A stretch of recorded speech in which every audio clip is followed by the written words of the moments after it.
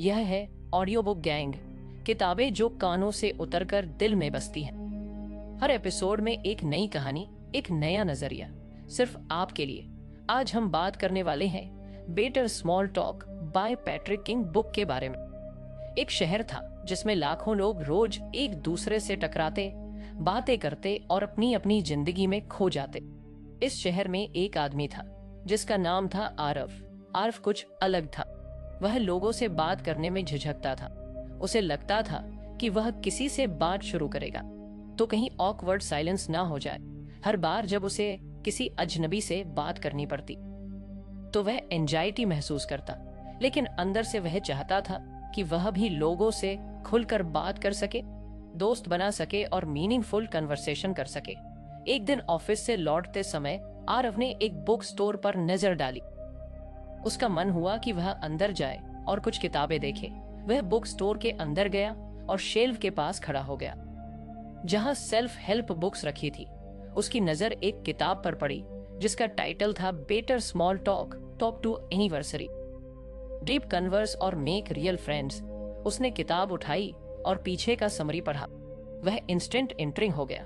उसे लगा कि शायद यही वह चीज है जो उसकी प्रॉब्लम सॉल्व कर सकती है। किताब खरीदकर घर लौटते समय आरव के मन में एक्साइटमेंट था। उसने सोचा, शायद यह किताब मेरी लाइफ बदल दे, मुझे लोगों से बात करने का कॉन्फिडेंस मिल जाए।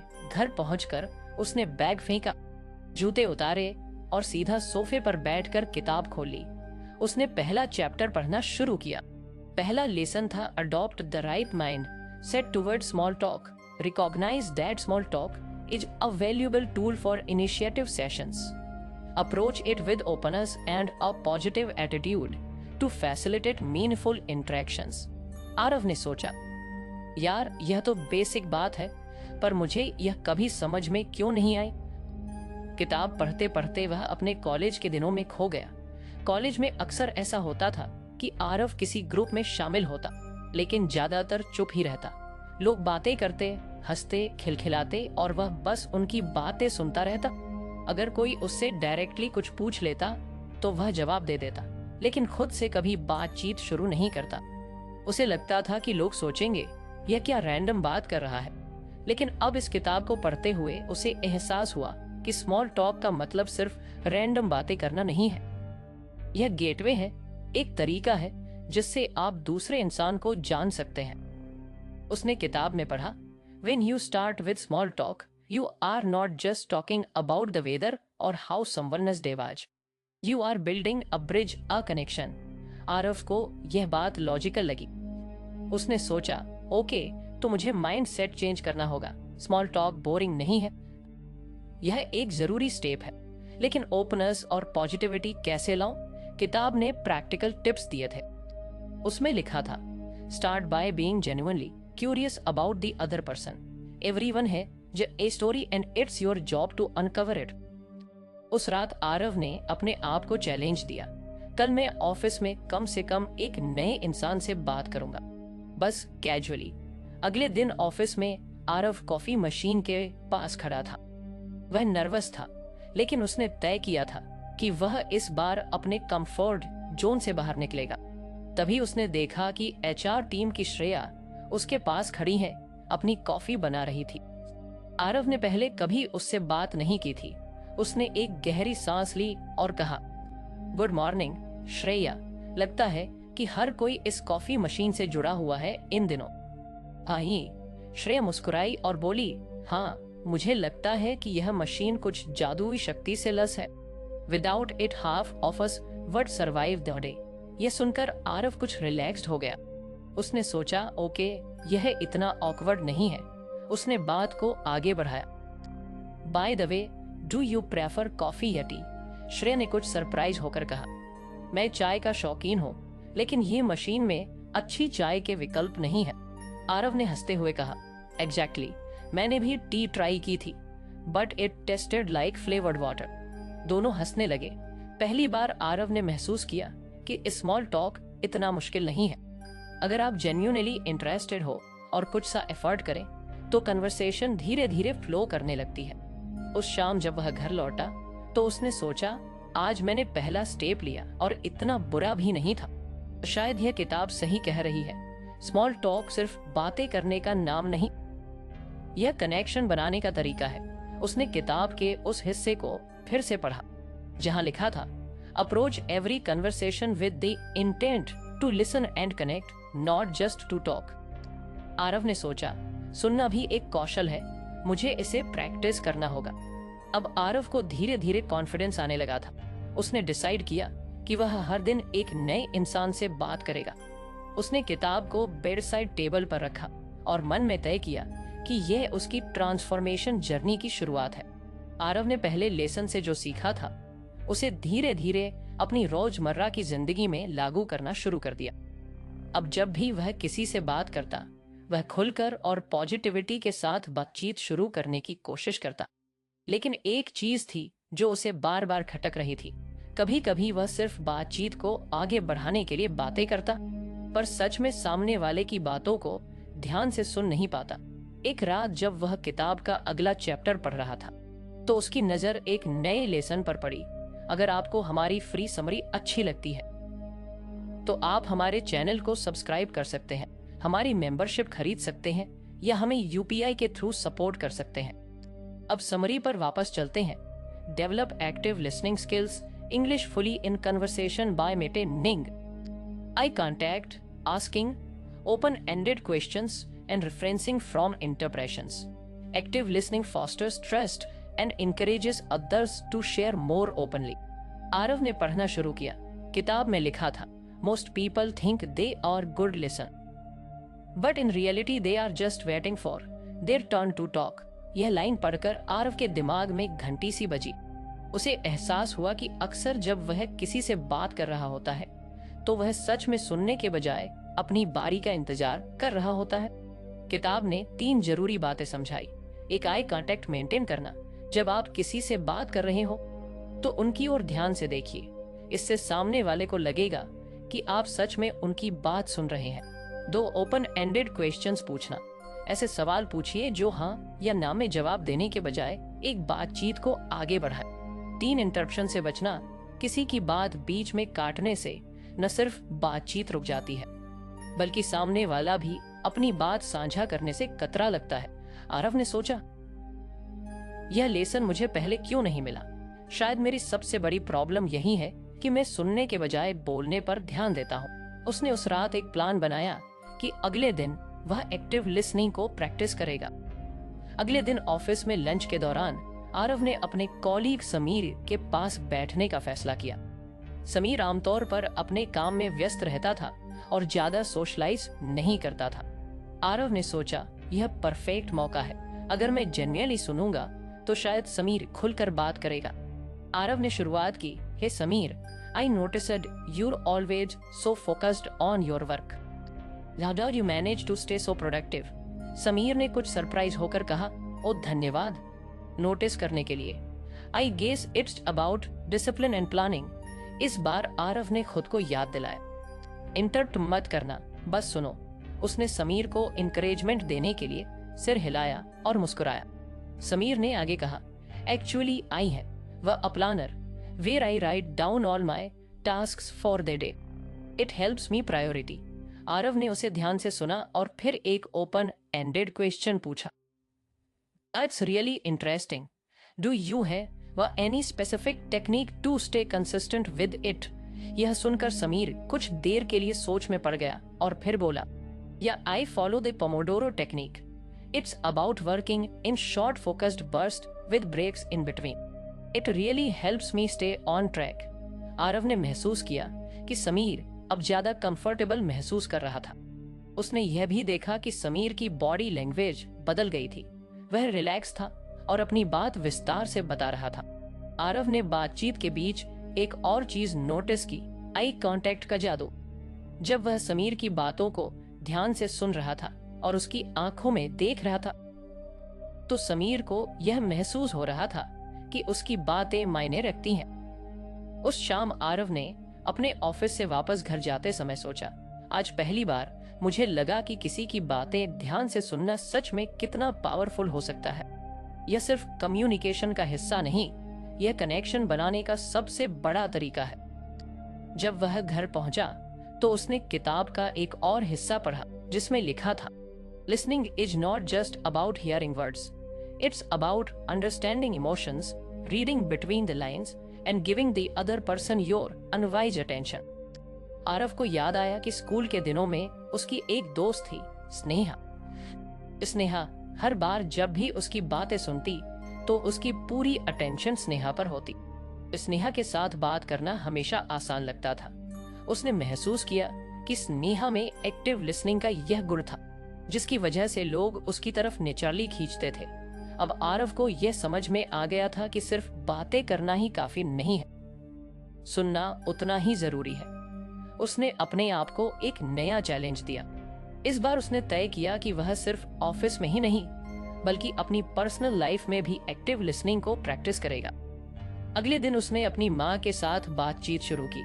अक्सर वह माँ की बातों को आधा सुनता और बाकी समय अपने फोन में लगा रहता, लेकिन इस बार उसने पूरा ध्यान माँ की बातों पर दिया। माँ ने कहा, आज मैंने तुम्हारे लिए तुम्हारी फेवरेट डिश बनाई है, पर तुम्हें ऑफिस की वजह से खाने का टाइम नहीं मिलता, तो पता नहीं तुम एंजॉय भी कर पाते हो या नहीं।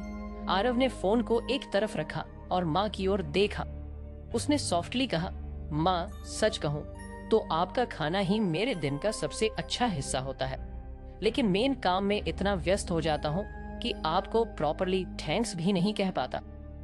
माँ यह सुनकर कुछ इमोशनल हो गई। उन्होंने कहा, तू इतना बड़ा हो गया है, फिर भी कभी कभी बच्चे जैसा बिहेव करता है, पर तेरी यह बात सुनकर अच्छा लगा। आरव ने महसूस किया कि एक्टिव लिसनिंग सिर्फ बातचीत को बेहतर नहीं बनाता बल्कि रिश्तों को भी मजबूत करता है। उसने किताब में जो पढ़ा था वह सच में सही था। Active listening builds trust and opens doors to deeper conversation. अब आरव को एक नई आदत डालनी थी। उसने हर दिन खुद से वादा किया कि वह कम से कम 3 लोगों के साथ एक्टिव लिसनिंग प्रैक्टिस करेगा। उसने देखा कि यह सिर्फ एक स्किल नहीं थी बल्कि एक माइंडसेट थी, एक तरीका जिससे आप दूसरों के इमोशंस और उनकी कहानियों को समझ सकते हैं। आरव की इस जर्नी का यह सिर्फ एक और कदम था, लेकिन उसे पता था कि यह जर्नी लंबी है और इस किताब के हर लेसन को उसकी जिंदगी बदलने का इंतजार है। आरव की जिंदगी में छोटे छोटे बदलाव अब साफ दिखाई देने लगे थे। वह लोगों से ज्यादा आत्मविश्वास के साथ बात करने लगा था और एक्टिव लिसनिंग ने उसे कन्वर्सेशन को और मीनिंगफुल बनाने में मदद की थी। लेकिन वह अभी भी जानता था कि वह अपनी जर्नी में शुरुआती पड़ाव पर था। उस रात जब वह किताब के अगले चैप्टर को पढ़ने बैठा तो उसने देखा कि अगला लेसन था find common ground, identification non verbal cues, being attentive to the environment and expressing empathy. Aarav ने पढ़ा कि जब भी आप किसी से बात कर रहे तो कॉमन ग्राउंड ढूंढना बहुत जरूरी है। ऐसा करने से बातचीत सहज हो जाती है और सामने वाले को यह महसूस होता है कि आप दोनों के बीच कुछ समानताएं हैं। किताब में लिखा था, लोग naturally connect with those who share similar interest, experience और values. Finding common ground is like discovering a bridge that brings two minds closer. यह पढ़कर आरव के चेहरे पर हल्की मुस्कान आ गई। उसे याद आया कि कई बार जब वह अनजाने में किसी के साथ कॉमन ग्राउंड ढूंढ लेता था तो बातचीत कितनी आसान हो जाती थी, लेकिन अब उसे इसे कॉन्शियसली प्रैक्टिस करना था। अगले दिन ऑफिस में लंच के बाद कॉफी ब्रेक के दौरान आरव ने डिसाइड किया कि वह इस लेसन को आजमाए। उसने देखा कि उसकी टीम का एक नया मेंबर आदित्य कॉफी मशीन के पास अकेला खड़ा था। आदित्य हाल ही में उनकी कंपनी में शामिल हुआ था और ज्यादा लोगों के साथ घुला मिला नहीं था। आरव ने सोचा कि यह परफेक्ट मौका है। वह आदित्य के पास गया और मुस्कुराते हुए कहा, hey Aditya, how is your first week going? Adjust हो गए यहाँ के काम के साथ? आदित्य ने कुछ झकते हुए कहा, यहाँ तक तो अच्छा रहा है, लेकिन कुछ ओवरवेलमिंग टोन में कहा, I get it. First week हमेशा कुछ हेक्टिक होता है। जब मैं यहाँ आया था तो मुझे भी ऐसा ही लगा था, लेकिन डोंट वरी, चीजें धीरे धीरे स्मूथ हो जाती हैं। यह सुनकर आदित्य कुछ रिलैक्स्ड लगने लगा। आरव ने बातचीत को आगे बढ़ाने के लिए एनवायरनमेंट पर ध्यान दिया। उसने आदित्य के हाथ में रखे कॉफी कप को देखा और कैजुअली पूछा, by the way, are you a coffee person or tea person? Aditya ने मुस्कुराते हुए जवाब दिया, coffee, old without it I can't survive. Aarav ने तुरंत कॉमन ग्राउंड ढूंढा। उसने कहा, same here, you know I recently discovered this small cafe near our office. उनकी कैपन मस्ट ट्राई है, maybe we can grab coffee there some time. Aditya ने खुशी खुशी कहा, वह सुनने में अच्छा लगता है, वैसे भी मुझे नए कैफे एक्सप्लोर करने का शौक है। आरव ने देखा कि आदित्य अब कुछ और कंफर्टेबल हो चुका था। उन्होंने कुछ देर और बातें की और आदित्य ने अपने बारे में कुछ और बातें शेयर की, जैसे उसे ट्रैवलिंग का बहुत शौक है। आरव ने एम्पैथी दिखाते हुए कहा, ट्रैवलिंग इज अमेजिंग, मुझे भी whenever I get a chance कुछ एक्सप्लोर करना पसंद है। Last year I went to Manali, it was such a peaceful trip. यह सुनकर आदित्य ने तुरंत कहा, Manali is one of my favourite places. मैं पिछले साल ही गया था। कौन कौन सी जगह एक्सप्लोर की थी आपने? अब बातचीत पूरी तरह फ्लो में आ चुकी थी। दोनों के बीच एक अच्छा कनेक्शन बन गया था और यह सब इसलिए हुआ क्योंकि आरव ने कॉमन ग्राउंड ढूंढने की कोशिश की थी। उस शाम घर लौटते वक्त आरव सोचने लगा कि यह टेक्निक कितनी नेचुरल और इफेक्टिव है।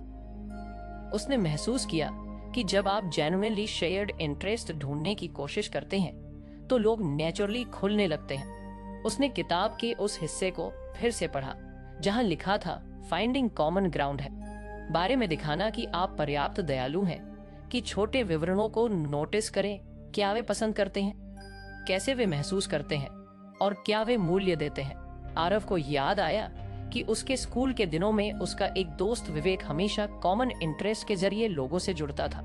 अगर किसी को क्रिकेट पसंद था तो विवेक क्रिकेट की बातें शुरू कर देता। अगर किसी को मूवीज का शौक था तो वह उनके फेवरेट एक्टर्स के बारे में बात करता। उसकी यही क्वालिटी थी जिसकी वजह से वह हर ग्रुप का हिस्सा बन जाता था। अब आरव ने डिसाइड किया कि वह इस स्किल को कॉन्शियसली प्रैक्टिस करेगा। उसने अगले कुछ दिनों में और भी लोगों के साथ बातचीत की और इस टेक्निक का इस्तेमाल किया।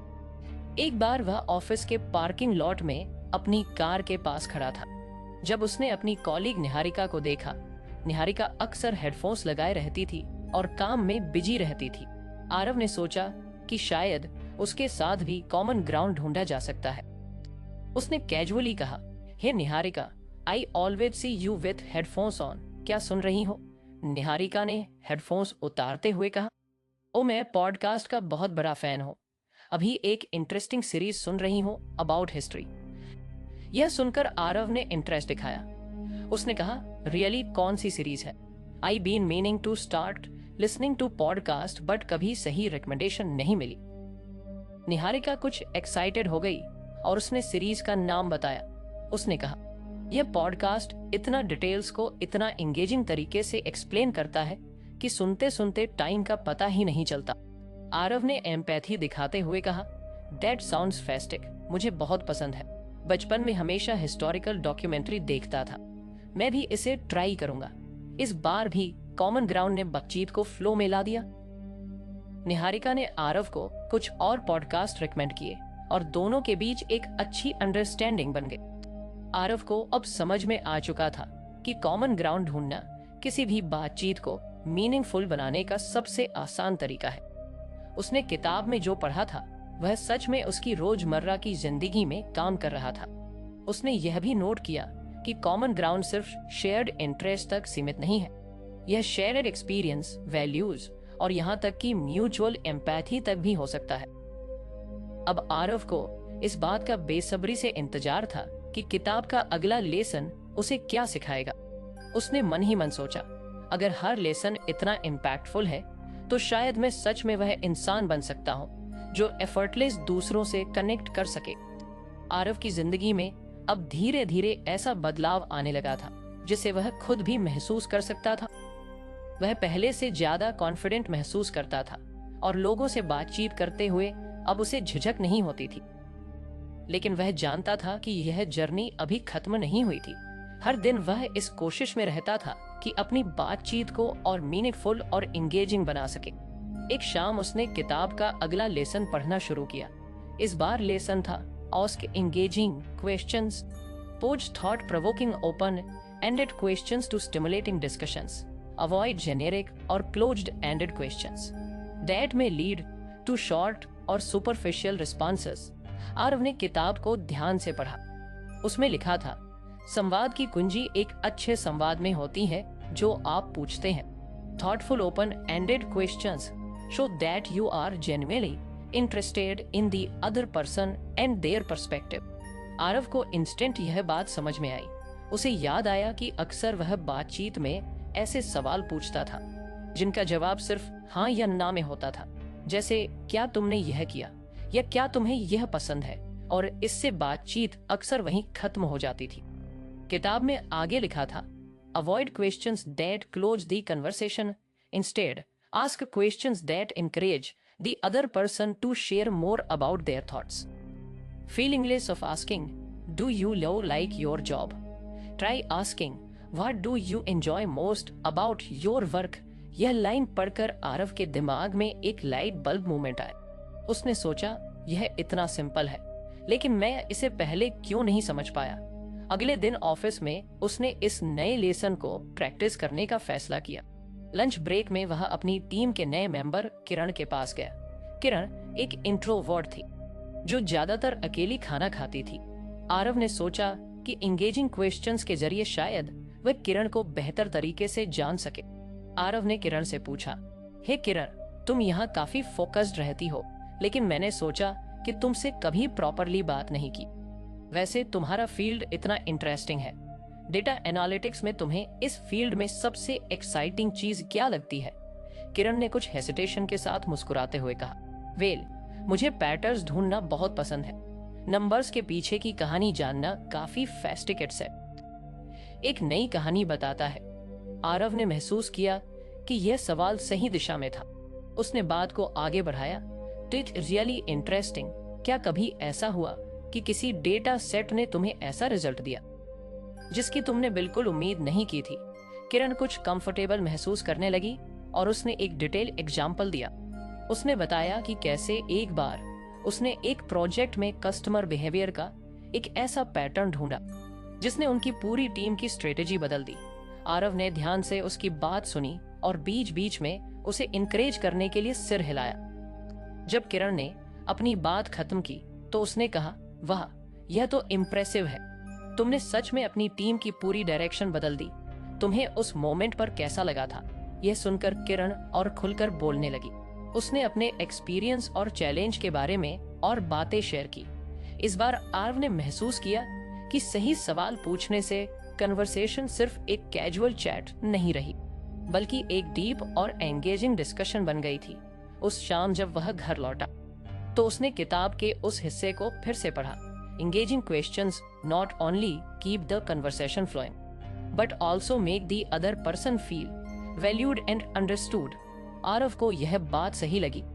उसे एहसास हुआ कि जब आप थॉटफुल क्वेश्चंस पूछते हैं तो आप न सिर्फ बातचीत को आगे बढ़ाते हैं, बल्कि सामने वाले को यह भी दिखाते हैं कि आप उनकी बातों को जेन्युइनली समझना चाहते हैं। उसने अगले दिन अपनी पर्सनल लाइफ में भी इस स्किल को आजमाने का फैसला किया।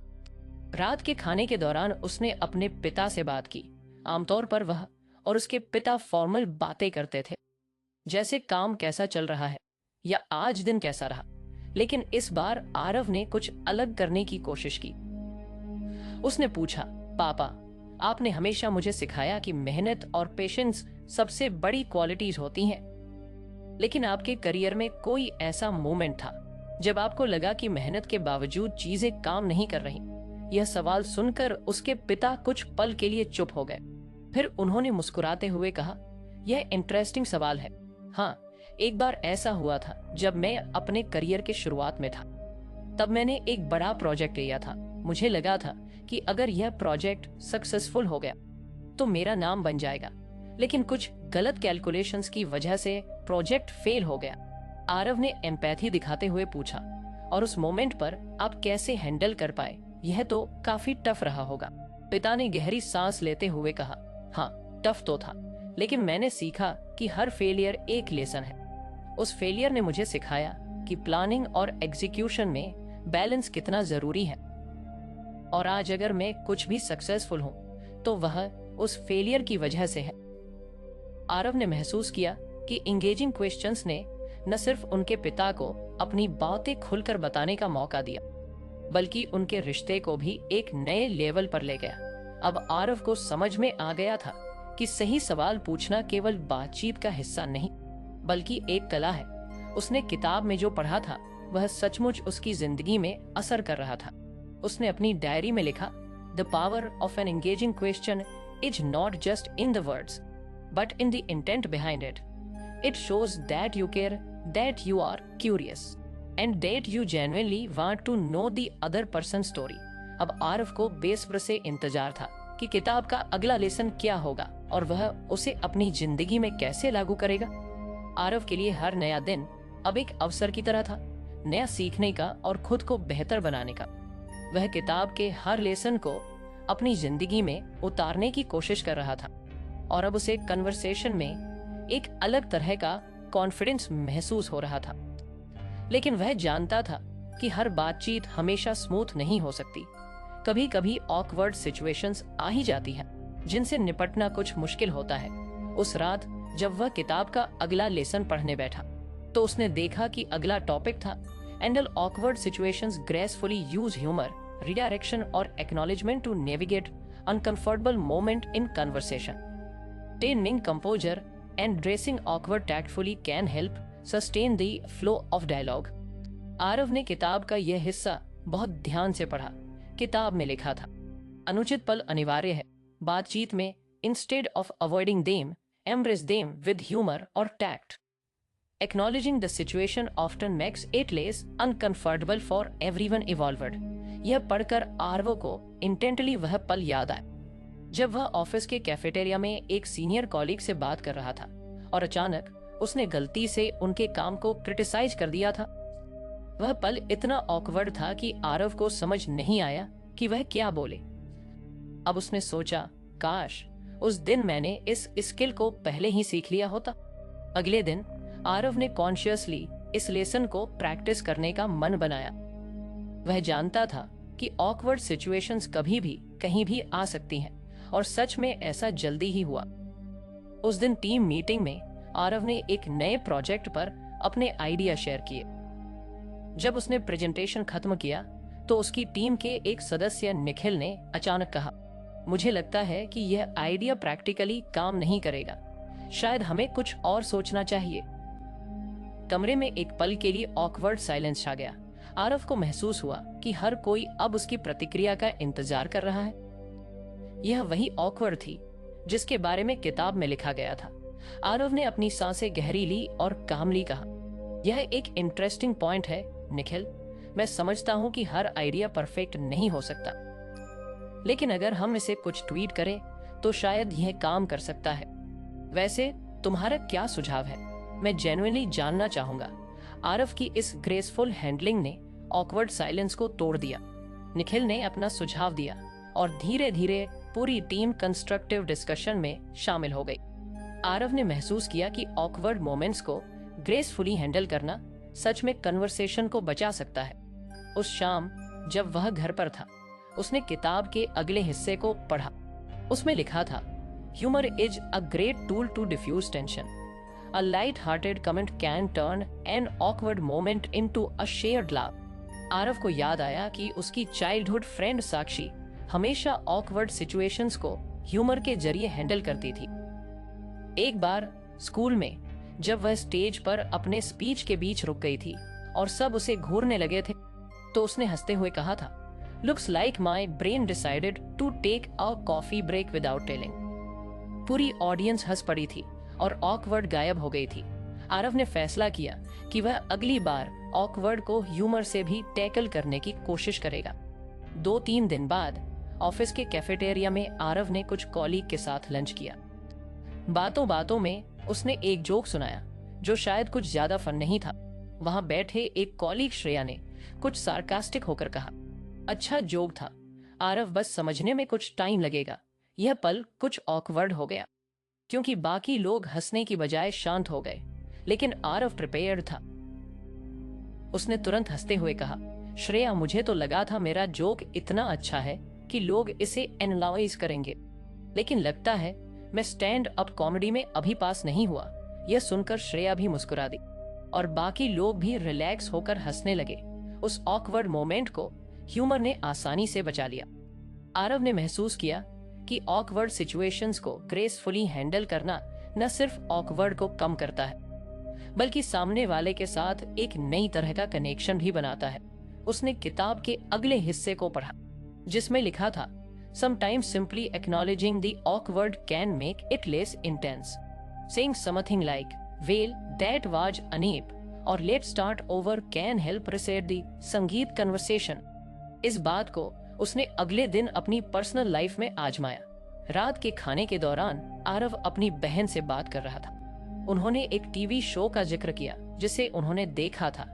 आरव ने बिना ध्यान दिए कह दिया, वह शो तो बोरिंग है, पता नहीं लोग इसे क्यों देखते हैं। उसकी बहन ने तुरंत जवाब दिया, एक्सक्यूज मी, मुझे वह शो बहुत पसंद है, क्या तुमने इसे प्रॉपरली देखा है? यह एक क्लासिक ऑकवर्ड मोमेंट था। आरव ने तुरंत अपनी गलती समझ ली। उसने मुस्कुराते हुए कहा, ओके, लगता है मैंने बिना देखे ही जजमेंट पास कर दी। तुम्हें इसे इतना पसंद करते हुए देखकर मुझे अब सच में इसे देखने का मन हो रहा है। चलो वीकेंड पर इसे साथ में देखते हैं। इस एक्नॉलेजमेंट और पॉजिटिविटी ने ऑकवर्ड को खत्म कर दिया और उसकी बहन ने भी मुस्कुराते हुए कहा, ठीक है, लेकिन अगर तुम्हें पसंद ना आया तो मुझे क्रिटिसाइज मत करना। आरव ने महसूस किया कि इस स्किल का सही इस्तेमाल सिर्फ प्रोफेशनल कन्वर्सेशन तक सीमित नहीं था, यह पर्सनल रिलेशनशिप्स को भी बेहतर बना सकता था। उसने अपनी डायरी में लिखा, ऑकवर्ड मोमेंट्स आर संगीत इनविटेशन को और भी मीनिंगफुल बना सकते हैं। अब आरव को यह ऐसा होने लगा था कि इस किताब के हर लेसन ने न सिर्फ उसकी कम्युनिकेशन स्किल्स को बेहतर बनाया है, बल्कि उसे एक बेहतर इंसान बनने में भी मदद की है। उसने मन ही मन सोचा, अब देखता हूँ किताब का अगला लेसन मुझे क्या सिखाएगा। आरव ने अपनी यात्रा में बहुत कुछ सीखा था। हर दिन वह किताब के नए नए लेसन्स को अपनी जिंदगी में उतारने की कोशिश करता था और हर बार उसे महसूस होता था कि वह पहले से बेहतर हो रहा है। वह अब न केवल एक अच्छा कम्युनिकेटर बन गया था, बल्कि लोगों से जुड़े रहने और रिश्तों को गहराई देने में भी सफल हो रहा था। लेकिन अब किताब के आखिरी चैप्टर पर पहुंचकर उसे एक एहसास हुआ, हर बातचीत का असली मकसद दूसरों को सुनना, समझना और उनका सम्मान करना है। किताब के आखिरी लेसन का शीर्षक था, build authentic connection, focus on forming genuine relationships instead of surface level interactions. Authenticity fosters trust and creates lasting bonds. Aarav ने पढ़ा कि मीनिंगफुल रिलेशनशिप्स बनाने के लिए ऑथेंटिसिटी सबसे जरूरी है। किताब में लिखा था, authentic connections require vulnerable honesty and a willing to truly understand the other person. Don't try to impress, instead try to connect. इस वाक्य ने आरव को बहुत गहराई से प्रभावित किया। उसे एहसास हुआ कि अब तक उसने जो कुछ सीखा वह सब इसी बात पर आकर खत्म होता है। उसने अगले कुछ दिनों में इस लेसन को कॉन्शियस प्रैक्टिस किया। वह जब भी किसी से बात करता तो अपना असली स्वभाव सामने लाता। उसने खुद को दूसरों से बेहतर दिखाने की कोशिश बंद कर दी और बस उनकी बातों को दिल से सुनना शुरू किया। उसने महसूस किया कि जैसे जैसे वह अपनी असली पहचान दिखाने लगा, वैसे वैसे लोग उससे खुलकर बातें करने लगे। एक शाम ऑफिस के बाद टीम ने एक छोटा सेलिब्रेशन रखा था। सभी लोग रिलैक्स थे और कैजुअल बातें चल रही थी। आरव ने महसूस किया कि यह अपने सहयोगियों के साथ बॉन्ड बनाने का एक अच्छा मौका है। उसने एक सीनियर से पूछा, सर, आपने इस फील्ड में इतने साल बिताए हैं, क्या कोई ऐसा अनुभव है जिसने आपकी सोच को पूरी तरह बदल दिया हो? सीनियर ने मुस्कुराते हुए कहा, यह अच्छा सवाल है आरव, हाँ, एक बार ऐसा हुआ था। फिर उन्होंने एक शिक्षाप्रद कहानी सुनाई जिसमें उन्होंने बताया कि कैसे उनकी एक गलती ने उन्हें एक बेहतर लीडर बनने में मदद की। उनकी ईमानदारी और खुलापन सबको गहराई से प्रभावित किया। उस रात घर लौटते समय आरव ने महसूस किया कि हर इंसान के पास एक कहानी होती है। जब आप असली पहचान के साथ किसी की कहानी सुनते हैं तो आप उनसे सिर्फ बातचीत नहीं करते, आप उनसे एक रिश्ता बनाते हैं। आरव अब पहले से कहीं ज्यादा खुश था। उसे लगा कि उसने न केवल दूसरों से बात करना सीखा, बल्कि खुद को भी बेहतर समझा। उसने किताब को बंद करते हुए सोचा, यह सिर्फ एक किताब नहीं थी, यह मेरी जिंदगी का टर्निंग पॉइंट था। आरव ने अपनी डायरी में लिखा, अच्छी बातचीत सिर्फ शब्दों का आदान प्रदान नहीं होती, यह दिलों का जुड़ाव होती है। अगर आप अपनी बातों में ईमानदारी, सहानुभूति और खुलापन ला सके तो आप हर किसी के साथ एक अर्थपूर्ण कनेक्शन बना सकते हैं। कहानी यहाँ खत्म नहीं हुई थी। आरव की जिंदगी अब हर दिन नई कहानियों से भर रही थी। उसने सीखा था कि बातचीत सिर्फ एक कला नहीं बल्कि एक जीवन जीने का तरीका है, और उसने यह तय किया कि वह हमेशा इस यात्रा को जारी रखेगा। आपका अमूल्य समय देने के लिए धन्यवाद। यदि यह कहानी आपके मन को स्पर्श कर गई हो तो कृपया लाइक, शेयर और सब्सक्राइब अवश्य करें। जुड़िए ऑडियो बुक गैंग से, जहां शब्द केवल सुने नहीं जाते बल्कि महसूस किए जाते हैं। फिर मिलेंगे अगली पुस्तक की गहराइयों में। जय हो।